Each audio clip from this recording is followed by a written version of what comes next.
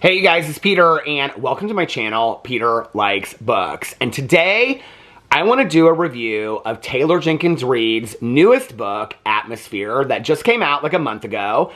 This was one of my most anticipated reads of 2025 and definitely probably in my top 2 or 3 most anticipated reads of the summer. I was so excited about this book coming out.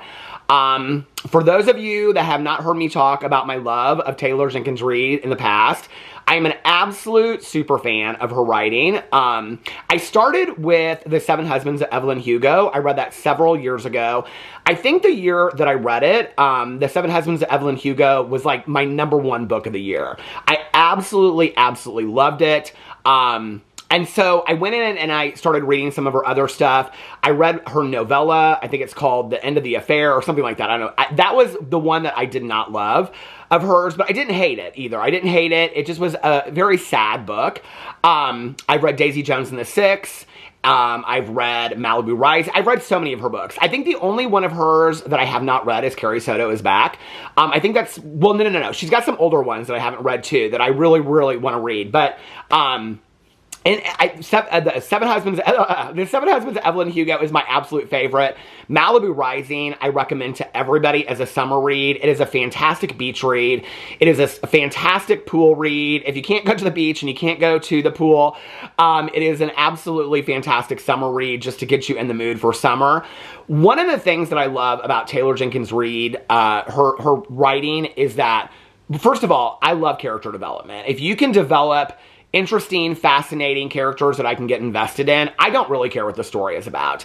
Taylor Jenkins Reid does such a fantastic job of developing these unbelievably fascinating, well-layered characters. And on top of that, she tells a fantastic story. So if you've never read one of her books before, the way that she usually does most of her books, and they're usually kind of like, you're trying to figure out, like, is this based on, like, Atmosphere is about astronauts? And I was like, is this about Sally Ride? But I'll get to that in just a second. So they're usually kind of like based on some kind of historical event. The 7 Husbands of Evelyn Hugo is about an actress, and throughout the entire book, I was like trying to figure out, is it this actress? Is it that actress? To find out in interviews later that it was a combination of several different actresses and several different stories, and it really wasn't based on any kind of truth whatsoever. It was fictionalized things from different people's stories, and then a fictionalized story behind all of that. And then Malibu Rising was kind of like this family of kids that are all kind of like a Frank Sinatra type. I just love the buildup of how she builds stories. And so what she does is she introduces the book typically kind of like at the end. So it starts at the end and then it goes back in time. And I know that a lot of people don't love that. I always tell people, I'm like, just hold on, just trust me, just hold on. You will love the book at some point. You will love the book and you'll be like, oh my God, I can't believe that I almost like, I didn't stick with it or whatever. The way that she develops it is she is she just is genius at like building the climax of a book. She is so fantastic at it. And so she does just such a, just a wonderful job of building a climax throughout the book. For example, if you've never read Malibu Rising, I'm not going to ruin it for you, but it's about this this party that occurs every year by this woman that has these siblings, and so she holds this party every year in this like glass mansion that she has on the beach in Malibu, and then it goes back and it talks about their childhood. And so as it builds up, it's building up to the hours of the party, and so interspersed between the hours preparing of the party starting to happen, and all these tensions rising, it goes back in time, and so there's tensions rising from their childhood.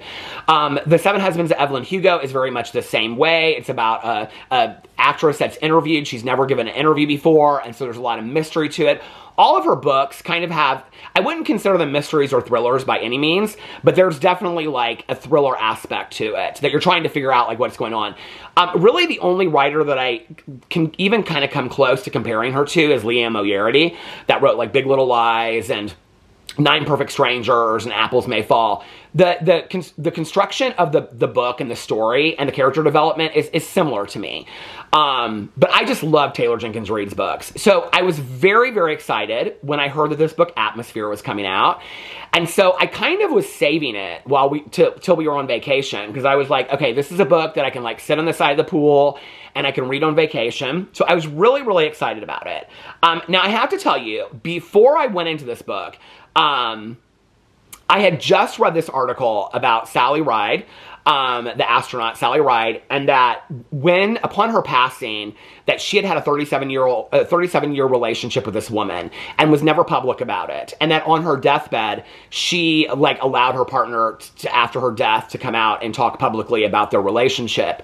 So when I went into this, very quickly when you go into this book, you get Sally Ride kind of like, and my mom loved Sally Ride so much, so I kind of grew up with the history of Sally Ride, but you kind of get Sally Ride like vibes in this book. So I was like, is this kind of modeled after Sally Ride? Now, Taylor Jenkins Reid does reference Sally Ride in the book, like she does come up. And so the book is really about these two women astronauts that are like going into space and trying to compete to go into space, and this relationship that they build. It's about a group of astronauts that are all training together. Actually, before I get into this, let me read the very long synopsis to you, because I have some thoughts that I want to share with you guys about this book as well. From the #1 New York Times bestselling author of The Seven Husbands of Evelyn Hugo and Daisy Jones and the Six comes an epic new novel set against the backdrop of the 1980s. Space shuttle program about the extraordinary lengths we go to live and love beyond our limits. Joan Goodwin has been obsessed with the stars for as long as she can remember. Thoughtful and reserved, Joan is content with her life as a professor of physics and astronomy at Rice University and as an aunt to her precocious niece, Frances. That is, until she comes across an advertisement seeking the first women scientists to join NASA's space shuttle program. Suddenly, Joan burns to be one of the few people to go into space. Selected from a pool of thousands of applicants in the summer of 1980, Joan begins training at Houston's Johnson Space Center alongside an exceptional group of fellow candidates. Top gun pilot Hank Redmond and scientist John Griffin, who are kind and easygoing even when the stakes are highest. Mission specialist Lydia Danes, who has worked too hard to play nice. Warm-hearted Donna Fitzgerald, who is navigating her own secrets, and Vanessa Ford, the magnetic and mysterious aeronautical engineer, who can fix any engine and fly any plane. As the new astronauts become unlikely friends and prepare for their first flights, Joan finds a passion and a love she never imagined. In this new light, Joan begins to question everything she thinks she knows about her place in the observable universe. Then, in December of 1984, on mission STS-LR9, everything changes in an instant. Fast-paced, thrilling, and emotional, Atmosphere is Taylor Jenkins Reid at her best, transporting readers to iconic times and places with complex protagonists telling a passionate and soaring story about the transformative power of love, this time among the stars. And I ended up giving it 5 stars, but hold on a second, because I did not think I was going to give it 5 stars. This is actually one of Taylor Jenkins Reid's shorter books that I've read. Malibu Rising was very long. The Seven Husbands of Evelyn Hugo was longer. Daisy Jones and the Six was longer. So Malibu Rising, I was just caught in it like from the beginning all the way through to the end. The Seven Husbands of Evelyn Hugo, I loved from the beginning all the way to the end. That was not my experience with Daisy Jones and the Six. I really, really wanted to watch the show because all my friends were watching the show. I still have not finished the show, Daisy Jones and the Six. But I was like, if I'm going to watch the show, I want to read the book first because I love Taylor Jenkins Reid's work so much. So I think we were in Miami when I was reading it, and this was years ago. I struggled so hard with the first half of Daisy Jones and the Six. And the second half started getting better, and by the end I was ugly crying. It was just so beautifully done. But there's always this character development of family relationships, social issues, friendship, romantic relationships, and then kind of an overall telling a story from a historical point of view. And she does it just absolutely beautiful. Though, I mean, it just... I would love to just sit down with her for 5 minutes and be like, how do you even come up with all this, like in your head, like the moment that you are like, okay, this is what I'm going to write. So the book is about this woman, Joan, and how, like, it's always been her dream to go into space and to be, an astronaut and stuff. The book also talks a lot about misogyny within science, which I think is a really, really important topic to be talked about, especially in our time right now, when there's like this push for, you know, obviously there has been for quite some time, but like women's empowerment. But also I think when we're talking about the importance of women in math and science, medicine, things like that. And so there's a lot of discussion about that, but it's not like in your face discussion. It's like, you know, if you're ever taking like a creative writing class, the teacher will always, or the professor will say, show, don't tell. Like Taylor Jenkins Reid, it fantastically shows and not tells. So she shows like the subliminal and the also very direct misogyny that exists within the science community, specifically the aerospace community in this book. She also, and she talks a lot in a lot of her different books about sexuality and how sexuality plays out. And this isn't going to ruin it because I think you get this very quickly in the book, that this is very much a romantic relationship between these two women that develops over time. And I never said I wasn't going to spoil anything in this book. So, but anyway, but it's very much about this relationship between Vanessa and Joan and this romantic relationship, and that this idea that in 1980, okay, which, I mean, this is an important novel to be coming out in 2025 when we're talking about LGBTQI plus rights and the reversal of rights and things like that, that in 1980, these two women could not be out publicly, because if they were, then that could possibly affect their chances of going into space, because it would be a condition of their mental health and things like that.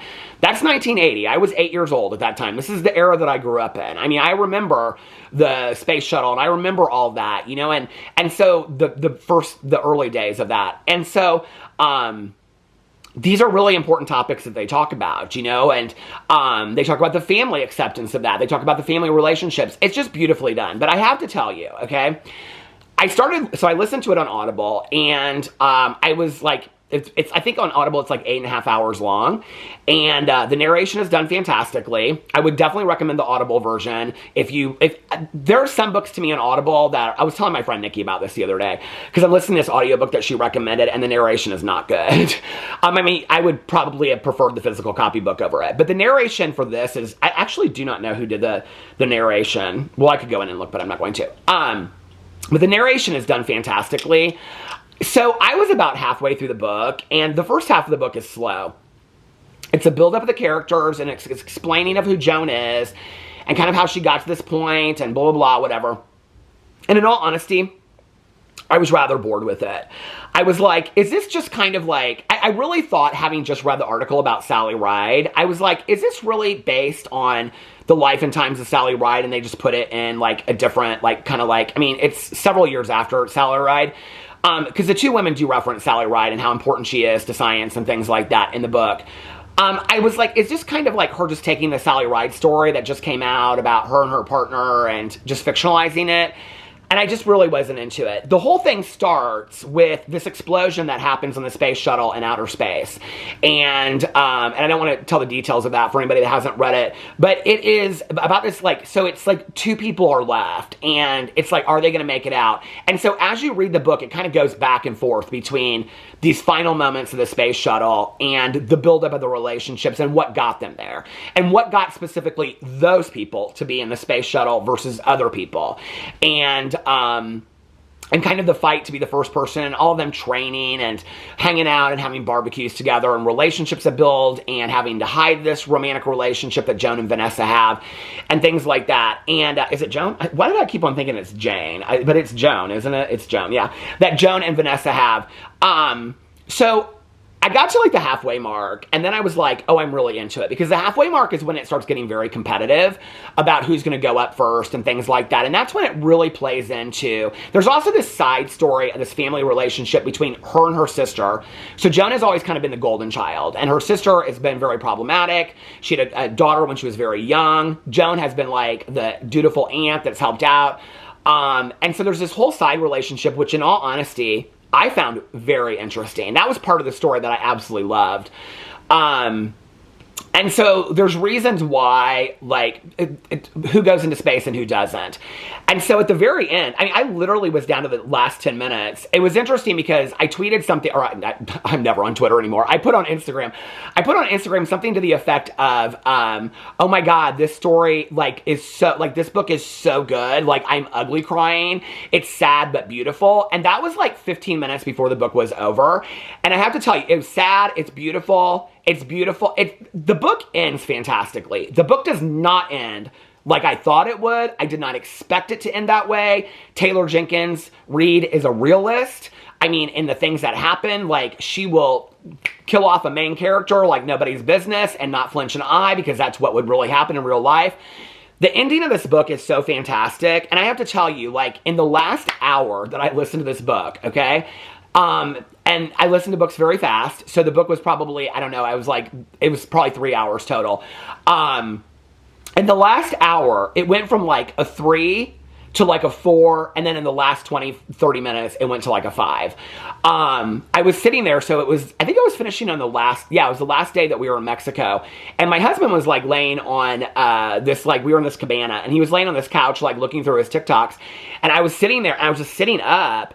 And I just bawling, just ugly. I mean, literally the definition of ugly crying, just tears just coming down my face. And he looked over at me and he was like, "Are you okay?" And I was like, "Yeah." And so when I got done, he was like, was your book really that good? I said, "It was so good."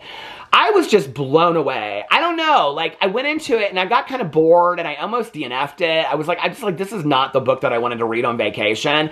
And I am so glad that I did. It was just fantastically done. It was absolutely fantastically done. I gave it 5 stars. It definitely, it holds up there to me. Like, if I had to put the books in order of what I've read, it's interesting because Seven Husbands of Evelyn Hugo, it's been a while since I've read it, but I absolutely loved it. You know, her discussion of social issues, misogyny, sexuality floats all through her books, and they're done in a historical way, but to make them in present times, the importance of these social issues today. Taylor Jenkins Reid is really saying through her fiction, look at how things were and how they could be today, how they could go back to that. She's saying a lot of that in her books, and her books are really, really important, which is always a deciding factor to me of not just a good story, but taking it to a 5. I love Seven Husbands of Evelyn Hugo, but I have to say, my favorite book of hers that I've ever read, honestly, is Malibu Rising. This, to me, is better than Daisy Jones and the Six. It was so, so, so good. So anyway, that's my review of Atmosphere. Let me know if you've read it in the comment section below. Recommend any books to me. I love you guys, and I will see you tomorrow. Bye.